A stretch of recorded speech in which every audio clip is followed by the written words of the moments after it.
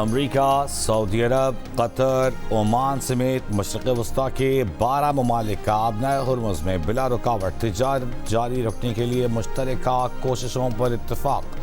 مشرق وسطیٰ کی سیکیورٹی صورتحال پر غور، دفاعی تعاون کو مزید مضبوط بنانے کا عزم۔ بحرین میں امریکی سینٹرل کمانڈ کی قیادت میں اجلاس میں سینٹ کام کے سربراہ ایڈمرل بریڈ کوپر نے کہا کہ امریکہ علاقائی سلامتی اور استحکام کے لیے خطے میں اپنے اتحادیوں کے ساتھ شانہ بشانہ کھڑا ہے۔ امریکہ اپنے علاقائی شراکت داروں کے ساتھ مل کر مشرق وسطیٰ میں دنیا کا سب سے جدید اور فعال فضائی و میزائل دفاعی نظام چلا رہا ہے۔ امریکی بیان کے مطابق سیکیورٹی ڈائیلاگ میں شام، لیبنان، مصر، اردن اور متحدہ عرب امارات سمیت 12 ممالک کے اعلیٰ فوجی حکام نے شرکت کی۔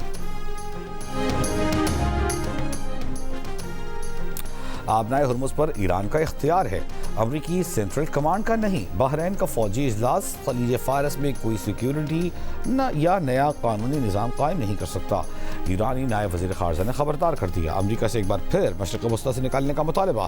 ایرانی نائب وزیر خارجہ نے بحرین میں امریکی قیادت میں اجلاس پر تنقید کرتے ہوئے کہا کہ خطے کی سلامتی اس وقت یقینی ہوگی جب امریکہ مشرق وسطیٰ میں مداخلت ختم کرے، علاقے سے نکل جائے اور خطے کے ممالک کی خود مختاری کا احترام کرے۔ خطے میں سیکیورٹی امریکی فوج کے ذریعے ممکن نہیں۔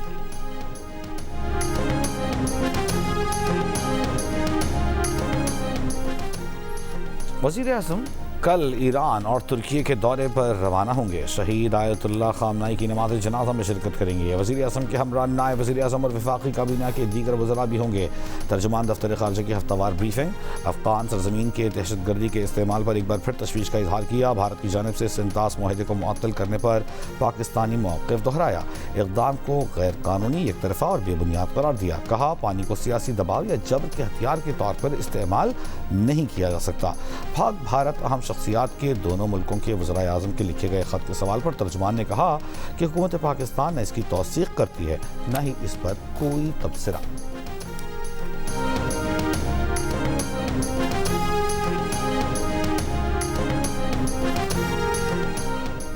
امریکہ اور ایران کا آنے والے دنوں میں مذاکرات جاری رکھنے پر اتفاق، اگلی ملاقات سابق ایرانی سپریم لیڈر کی تدفین کے بعد جلد از جلد طے کی جائے گی۔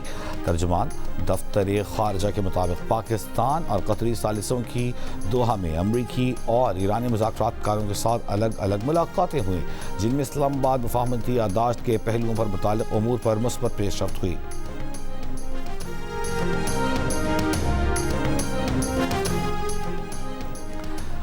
وفاقی وزیر داخلہ محسن نقوی کی سعودی ہم منصب شہزادہ عبدالعزیز بن سعود سے ملاقات، دو طرفہ تعلقات کا جائزہ، سیکیورٹی تعاون اور رابطے کو مزید مضبوط بنانے پر تبادلہ خیال، سیکیورٹی میں تعاون کے فروغ کے لیے مفاہمتی یادداشت پر دستخط کیے، معاہدہ دونوں ممالک کی مضبوط اسٹریٹجک شراکت داری اور گہرے برادرانہ تعلقات کا عکاس قرار۔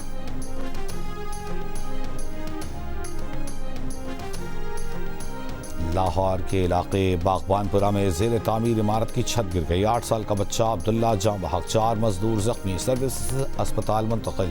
ریسکیو 112 کے مطابق زیر تعمیر مکان کے پہلے دیوار اور پھر چھت گری، متاثرہ مکان کے ساتھ واقع اسکول میں لگے سمر کیمپ میں بچے موجود تھے۔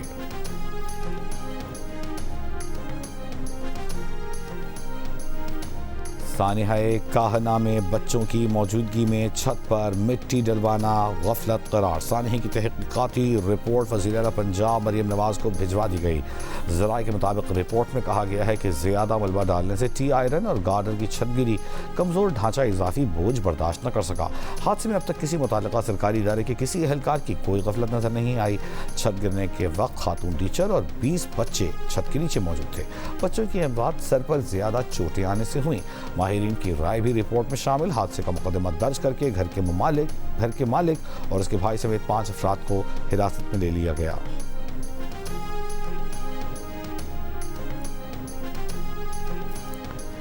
نظام انصاف میں بہتری محض فیصلوں سے ممکن نہیں بلکہ مؤثر عمل درآمد سے آئے گی۔ نظام انصاف میں احتساب کو یقینی بنایا جا رہا ہے۔ چیف جسٹس پاکستان جسٹس یحییٰ آفریدی کا جیل اصلاحات پر قومی کانفرنس سے خطاب، کہا فوجداری نظام انصاف کسی بھی معاشرے کے لیے بنیادی اہمیت کا حامل ہے۔ تمام متعلقہ افراد فوجداری نظام انصاف پر بھرپور توجہ دیں، جیلوں میں صحت و صفائی اور صاف پانی کی سہولتوں کی فراہمی ناگزیر ہے. ان کی حالت زار بہتر بنانا آئینی طور پر صوبائی حکومتوں کی ذمہ داری ہے. جیلوں کی حالت زار بہتر بنانے کے لیے صوبائی سطح پر کمیٹیاں قائم کی گئیں. کانفرنس میں سندھ، پنجاب، بلوچستان اور خیبر پختونخوا کے وزرائے اعلیٰ شریک ہوئے. انسانی اعضاء کی غیر قانونی خرید و فروخت کے کیس کے ملزمان کے جسمانی ریمانڈ میں 1 دن کی توسیع. تفتیشی آفیسر نے ڈسٹرکٹ اینڈ سیشن کورٹ اسلام آباد کو بتایا کہ ملزمان 30 کارٹنوں پر مشتمل انسانی پلیسنٹا کی کھیپ ویتنام بھجوا رہے تھے. ایئرپورٹ پر روکے گئے پلیسنٹا کا وزن تقریباً 580 کلو گرام ہے. ملزمان سے مزید تفتیش کے لیے جسمانی ریمانڈ ضروری ہے. ایف آئی اے نے اسلام آباد کے سیکٹر F7 میں کارروائی کر کے غیر ملکیوں سمیت 5 افراد کو گرفتار کیا تھا.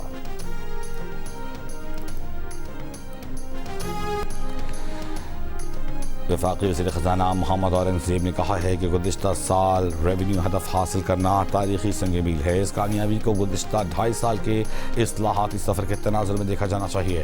F B R headquarter میں اجلاس سے خطاب کرتے ہوئے وزیر خزانہ کا کہنا تھا کہ ایف بی آر نے گزشتہ مالی سال کے دوران 599 ارب روپے کے ٹیکس ریفنڈز جاری کیے. Chairman F B R Rashid Langrial نے کہا کہ ایف بی آر میں میرٹ اور پیشہ ورانہ معیار کے فروغ کے لیے ادارہ جاتی اصلاحات پر کام ہو رہا ہے.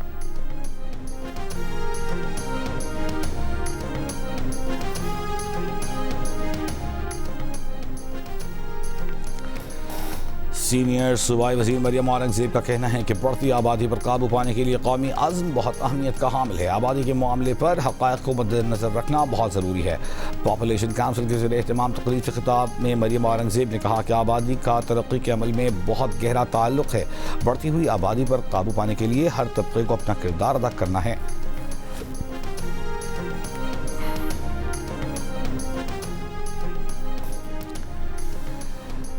وزیر اعلیٰ خیبر پختونخوا سے تحریک انصاف کے پارلیمنٹیرینز پارٹی قائدین کی ملاقات. وفاق کی جانب سے ضم اضلاع میں ٹیکس کے نفاذ پر تحفظات کا اظہار. وفاقی حکومت کے ساتھ معاملہ بھرپور انداز میں اٹھانے کا فیصلہ. وزیر اعلیٰ کا پیسکو، ٹیسکو اور ہیسکو کا مشترکہ اجلاس طلب کرنے کا بھی فیصلہ. سہیل آفریدی نے کہا کہ ضم اضلاع کو دیوار سے لگانے کی کوشش کی جا رہی ہے. ضم اضلاع پر ٹیکس لگا کر وفاقی حکومت کے وعدے کی خلاف ورزی کی.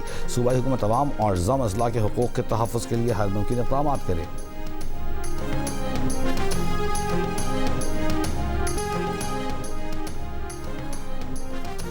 ویمن T20 ورلڈ کپ کا دوسرا سیمی فائنل آج میزبان انگلینڈ اور جنوبی افریقہ کے درمیان کھیلا جائے گا. جیتنے والی ٹیم فائنل میں آسٹریلیا کا مقابلہ کرے گی.